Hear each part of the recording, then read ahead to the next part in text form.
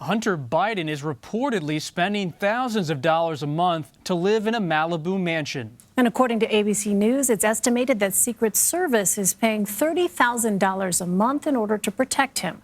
According to a rental website, Hunter Biden's home costs $20,000 a month. And for the past year, his taxpayer-funded protection has paid even more in order to be as close to the president's son as possible. CBS News senior investigative correspondent Catherine Herridge joins us now for more on this story. Catherine, what is the Secret Service saying about this? And is this at all typical for a president's son? Well, you know, covering Washington, that this is obviously an eye-popping location.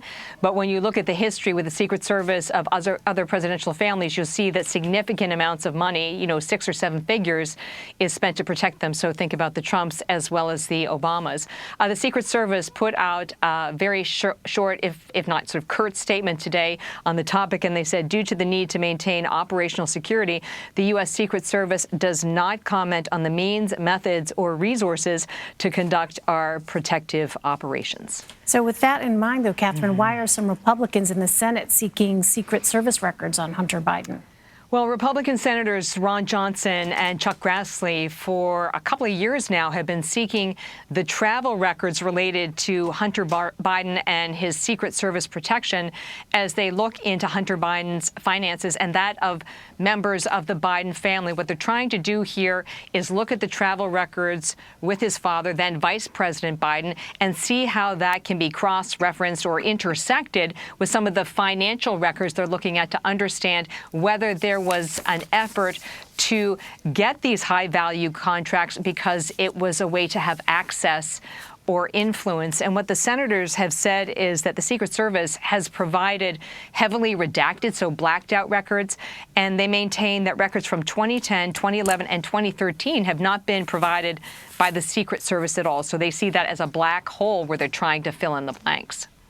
Catherine, the CBS investigation unit has learned that the Justice Department's probe of Hunter Biden is broader than previously known. What more have you learned?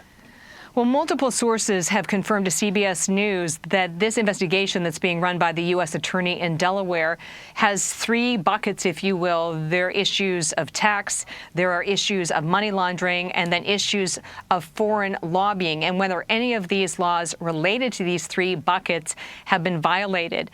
Subsequently, we have learned that 2 former business partners of Hunter Biden, and the timing matters here, they were business partners when Joe Biden was vice president, were called to the grand jury in Delaware to testify at the end of last year. And they were specifically asked questions, according to our sources, about the business dealings with China as well as companies in Eastern Europe. And finally, a witness who has just gone before the grand jury in February is a woman from Arkansas who recently settled this paternity case with Hunter Biden. And the reason that paternity settlement may matter to the U.S. attorney is because there were so many financial disclosures that Hunter Biden made as a result of that case. So that would be the kind of information the U.S. attorney would be interested in to see if it is consistent or it may conflict in some way, Bob.